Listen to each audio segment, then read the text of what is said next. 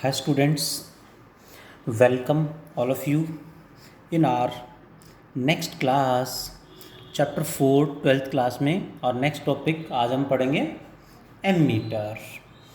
हमने last class में पढ़ा गैल्वेनोमीटर क्या करता है, the device which can measure small current और small voltage. What is ammeter?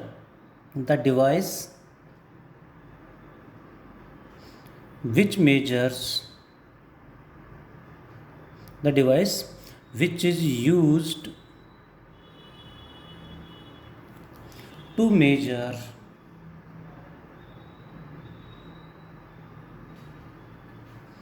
a required range of current,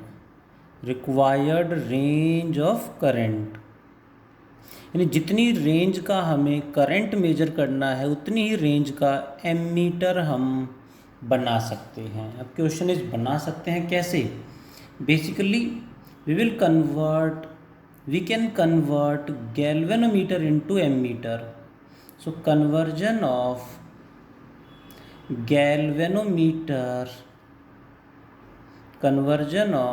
galvanometer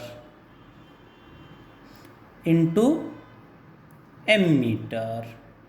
galvanometer क्या करेगा? स्मॉल करंट मेजर करेगा, बट एमीटर हम अपनी रिक्वायरमेंट के अकॉर्डिंग जितनी रेंज का करंट मेजर करना है उतनी ही रेंज का एमीटर हम फॉर्म कर सकते हैं, गैल्वेनोमीटर की हेल्प से बना सकते हैं। कैसे देखें ज़रा।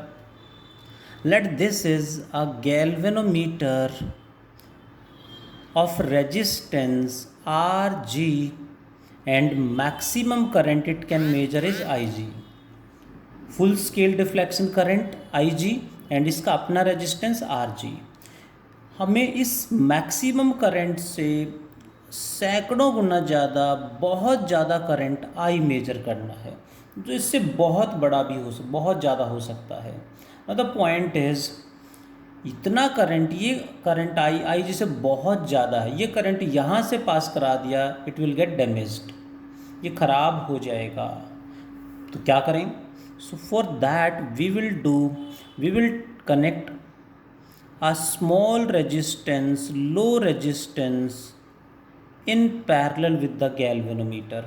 This low resistance is known as shunt, represented by S.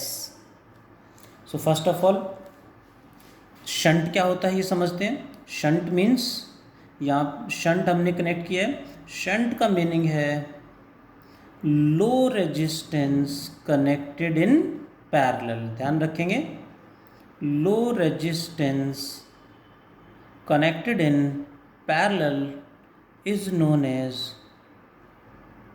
shunt। that is,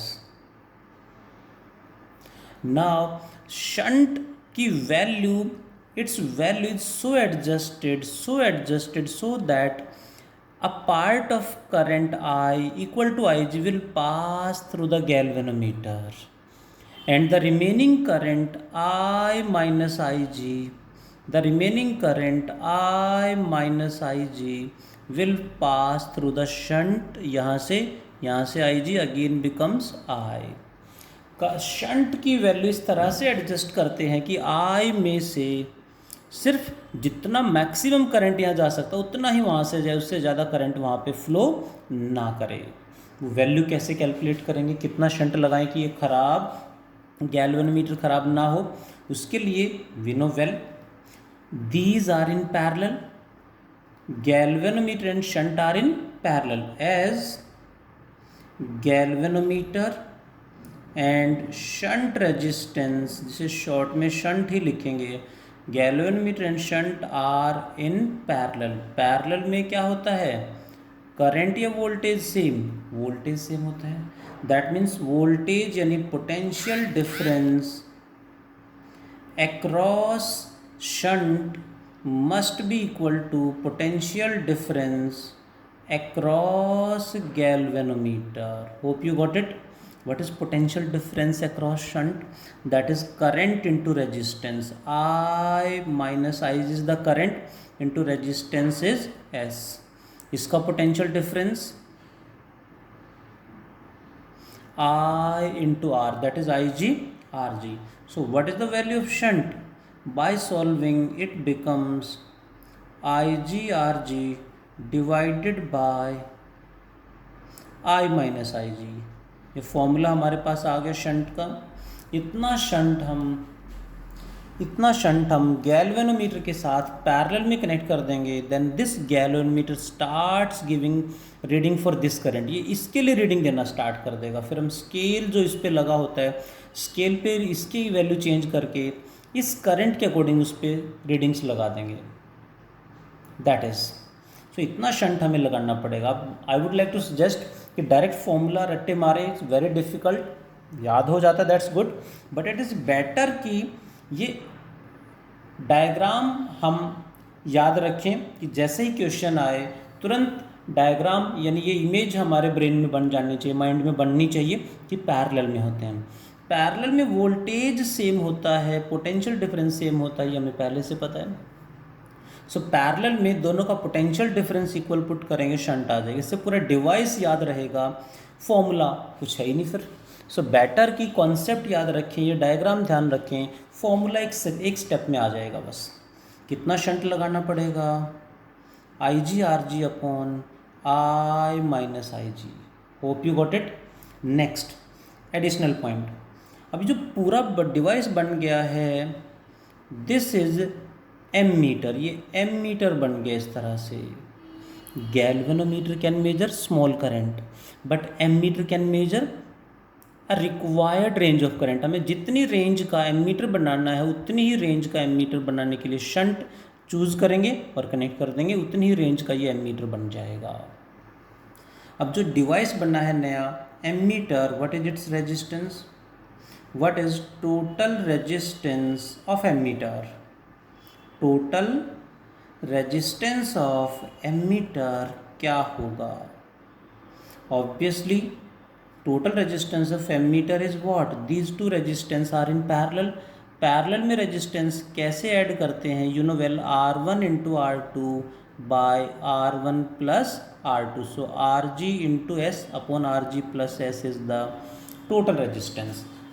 one more point, shunt is a low resistance connected in parallel. ये लो है और पैरेलल में तो वैसे भी डिक्रीज करता है resistance. So we should remember additional points हैं. Ammeter is a low resistance device. Ammeter is a low resistance device. कैसे? एक्चुअली जितना हमें करंट ज़्यादा मेजर करना होगा उतना ही शंट कम लगाना पड़ेगा यहाँ पे, ताकि ज़्यादा करंट यहाँ से पास हो. जितनी रेंज ज़्यादा बढ़ानी है, जितनी रेंज ज़्यादा चाहिए, उतना ही शंट कम करना पड़ेगा, उतना ही टोटल भी कम हो जाएगा. दैट मीन्स कंक्लूजन इज कि जितना ज़्यादा रेंज का एमीटर होगा उतना ही उसका रेजिस्टेंस कम होगा. ज़्यादा करंट मीन्स लो रेजिस्टेंस, कम करंट ज़्यादा रेजिस्टेंस. सो जितनी रेंज इंक्रीज करेंगे उतना ही रेजिस्टेंस कम होता जाएगा. So it is a low resistance device. One more important point, resistance of ideal ammeter क्या होना चाहिए? What is the resistance of ideal ammeter? कौन बताएगा? Reply fast. बहुत बढ़िया. कुछ बच्चों के आंसर सही आ रहे हैं, कुछ बच्चे ऐसे कुछ भी. ध्यान से रिप्लाई करें. Resistance of ideal ammeter is 0, क्योंकि जितना रेजिस्टेंस लो होगा उतना ही वो बेटर एमीटर होगा, ज़्यादा रेंज का एमीटर होगा. सो आइडियल एमीटर का resistance becomes 0. Hope you got it. One more additional point, how will we connect? अब जैसे ये बन गया एमीटर, इसको करंट मेजर करने के लिए कैसे कनेक्ट करेंगे? एन एमीटर कैसे याद रखेंगे? That's good. कुछ बच्चों ने आंसर भेज दिया है. An ammeter is connected in series in a circuit. जिस सर्किट में करंट मेजर करना है, उस सर्किट में जहाँ भी करंट मेजर करना है वहाँ सीरीज में कनेक्ट करेंगे. कैसे याद रखेंगे? गैल्वेनोमीटर से एमीटर बनाने के लिए पैरेलल में लो रेजिस्टेंस शंट कनेक्ट करना पड़ा. अब बनने के बाद इसको कहीं भी सीरीज़ में लगाएंगे जहाँ करंट मेजर करना है. Hope you got it. Question है, देखेंगे जरा कौन रिप्लाई करेगा। Which one has greater resistance, किसका रेजिस्टेंस ज़्यादा है। होप यू अंडरस्टैंड, किसका रेजिस्टेंस ज़्यादा है। Options are a milli ammeter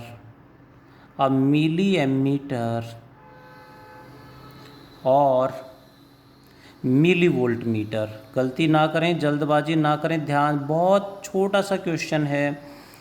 milli ammeter और माइक्रो एमीटर, किसका रेजिस्टेंस ज़्यादा होगा, मिली एमीटर और माइक्रो एमीटर में से। Reply fast. अभी मैं एक्सप्लेन कर चुका हूँ, जितना ज़्यादा रेंज का एमीटर हमें चाहिए, यानी जितना रेंज ज़्यादा होगी उतना ही रेजिस्टेंस कम होगा।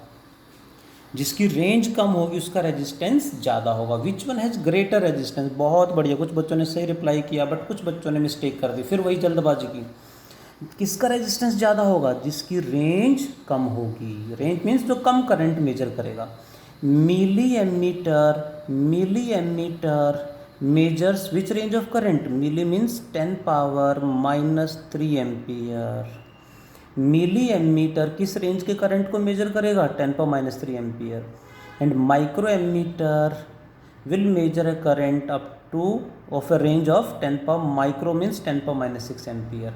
जिसकी रेंज कम होगी उसका रेजिस्टेंस ज़्यादा होगा। ध्यान दें प्लीज़, ज़्यादा करंट कम रेजिस्टेंस, कम करंट ज़्यादा resistance. So high current low resistance, but हमें तो हाई रेजिस्टेंस पूछा। रेजिस्टेंस किसका ज़्यादा होगा, जिसकी रेंज कम होगी।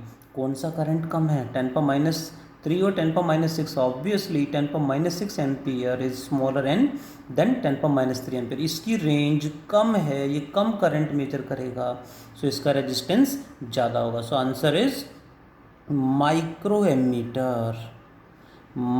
Ammeter has greater resistance, that is about the ammeter। ध्यान दें प्लीज, ammeter any range of current का हम एमीटर कंस्ट्रक्ट कर सकते हैं with the help of galvanometer by connecting shunt. अब ऐसे में गैल्वेनोमीटर के साथ शंट लगा देंगे, उसकी रेंज इंक्रीज हो जाएगी। उसके जो डिविजन्स का साइज है वही रहेगा, बट वो उसमें स्केल चेंज करके इसकी वैल्यू अकॉर्डिंग रीडिंग्स हम उस पर मार्क कर देंगे। वन मोर पॉइंट, स्टार्टिंग में मान लेते हैं हमने गैल्वेनोमीटर से एमीटर बना चुके हैं। ऑलरेडी एक एमीटर हमारे पास है, ध्यान से समझेंगे, ऐसे भी क्वेश्चन कई बार आया है एग्जाम में। Already we have an ammeter, now we want to increase the range of ammeter. इसकी रेंज इंक्रीज करनी है, ठीक है ना। How will we increase the range of an ammeter, मतलब गैल्वेनोमीटर से एमीटर हमने बनाया तो उसकी रेंज बढ़ा दी। ऐसे ही एमीटर बना लिया आई, अब इसकी रेंज डबल करनी है, 2I करंट मेजर करना है। यानी पहले से एमीटर गिवन होगा, उसकी रेंज इंक्रीज हो करनी है। How to increase range of ammeter.